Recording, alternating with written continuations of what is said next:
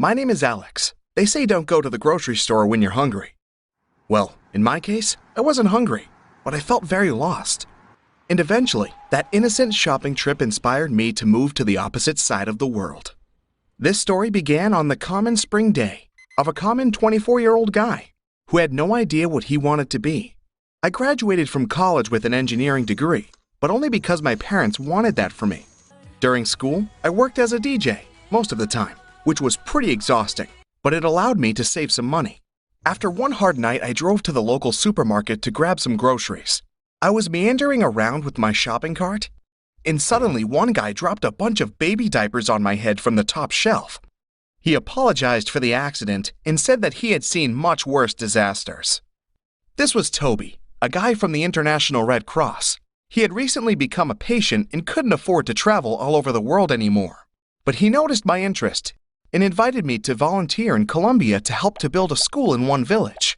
The kids there had to walk for 3 hours just to go to school in the neighboring village. We shared our contact info, and after 5 days, I boarded a flight to Colombia. Why? I don't know. I just felt like I needed to be there for some reason. When I landed, a nice guy with a thick mustache offered to give me a ride. I wanted to convert some dollars at the airport, but he promised me we could stop near an exchange office that had more favorable rates. Well, he stopped. I got out of the car holding one small backpack. Suddenly, 2 little boys attacked me, grabbed my backpack, and jumped into the car. The driver disappeared instantly with the boys and the rest of my stuff. And there I was, standing in the middle of nowhere. No money, no passport, no underwear. But luckily, I still had my phone. I called my supervisor and he told me to wait right there. An old woman who managed a restaurant nearby was kind enough to offer me a coffee free of charge. In 2 hours, a beautiful blonde girl arrived in a huge Jeep. This was Diana, a volunteer from the Netherlands. She told me that I was an idiot, and then she helped me to deal with the theft. We went to the embassy to ask for a new passport, and finally, she took me to the headquarters and explained our project to me. We had to help with the construction of a new school. Diana was the leader of our team and loaded me with the tasks right away. I was so overwhelmed by the recent events that I just wanted to get back home to my comfortable couch. But my concerns disappeared when I saw the kids. I was very proud to be involved in the project because they deserve to get a good education. Trust me, when you read about it online, it has nothing to do with the real emotions of the real people. I spent the next week working harder than ever. Meanwhile, I started to like Diana more and more. One evening, we had a small get-together for volunteers after a hard shift. I was flirting with her, and she didn't seem to mind. When our friends finally left us alone, I tried to kiss her, but she stopped me because she was engaged in Amsterdam. I was sure that I matched her much more than her fiancé, and I felt like she liked me too. We spent that night in one bed, but nothing happened, just talking. The next day, Diana and I went to deliver food and equipment for our construction team. The road had been flooded during the night, and the easiest way to get there was by boat. We hired the local guy who guaranteed that he was a pro. At first, it was fine, but suddenly the engine failed and the boat began to drift in the river. I tried to call the lifeguards, but there was no connection. Our captain was just panicking and screaming for help. Diana was shaking and crying. I joked and said that I was glad to spend my last moment on this earth with her. She hugged me, and we began to kiss. The sailor was shocked, but we didn't care. Thankfully, the lifeguards noticed the boat and arrived in time. They towed the boat to the shore, and I was holding Diana in my arms the whole time. After that stressful day, Diana and I had a passionate night. I enjoyed every second of our love affair. I was sure that she was the one.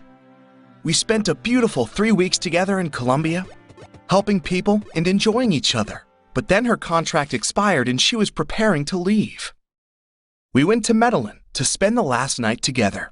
I took Diana out to a beautiful dinner and asked her to move to the United States with me. Diana said that she would never leave her fiancé. And even though I was such a good guy, in the morning, Diana was gone, and she didn't even say goodbye.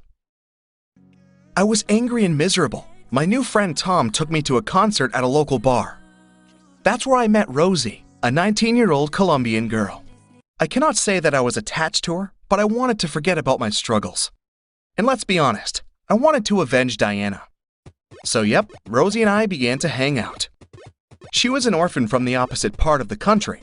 My official volunteer contract had expired, but I decided to stay for 2 more months. Soon, I rented a bungalow in the city and we moved in together. I didn't want to go back to the USA or my previous lifestyle at all. Rosie was very funny, and her English was far from perfect, but it was cute. She helped me with my volunteering tasks during the day and killed my boredom during the night. But my visa was coming to an end, as well as my patience. I still loved Diana and wanted to see her again so bad. She ignored my friend requests on social media, but I found her home address at the office and decided to go to Amsterdam. When I tried to break up with Rosie, she was in the middle of cooking a meal for me. Rosie stopped, began to cry, and I couldn't calm her down all night long. She was begging me to take her with me. I felt like a jerk, but I said no. In the morning, she packed her bags and left me. Later that night, I was visited by a group of suspicious Colombian guys. They said they were Rosie's older brothers and cousins. Yes, she had been lying to me that whole time. It turned out that Rosie had run away from home. Meanwhile, her family was pretty wealthy, large, and obviously used to getting their way. Her brothers told me that I had to marry Rosie on my free will. Otherwise, they would be forced to make me do it. I promised to think about it and come back with my answer tomorrow. When they left, I grabbed my phone and bought the soonest flight to Amsterdam, then left the next morning. In the evening, I went to visit my friends one last time, and I didn't want to be alone. Let's be honest, I was terrified by those guys. Tom laughed at me and said that I definitely needed to fix my picker. When I arrived back at my neighborhood, I heard weird noises and decided to hide and watch. I saw 5 guys in tracksuits sneaking around my bungalow and inside it. I didn't leave anything significant inside, so I decided just to go to the airport and spend the rest of the night there. But at the airport, I had another surprise waiting for me. Rosie.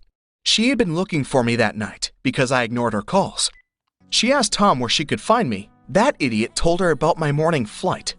Rosie looked very sad. She apologized for her brothers and promised that they were harmless, just stupid. I cannot say that I believed her after all her lies, but I still felt guilty and apologized for breaking up with her. Rosie began to cry and scream, "Please don't go." Everyone was staring at us. I felt like a complete jerk, but I got on the plane and flew away anyway. I had a very bittersweet impression about Colombia, but I was still glad that Toby had dropped those baby diapers on my head that day, because that trip was life-changing for me. Landing in Amsterdam was such an adventure.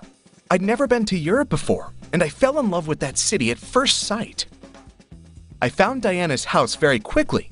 When I knocked on the door, Diana was very surprised and tried to kick me out, but it was too late.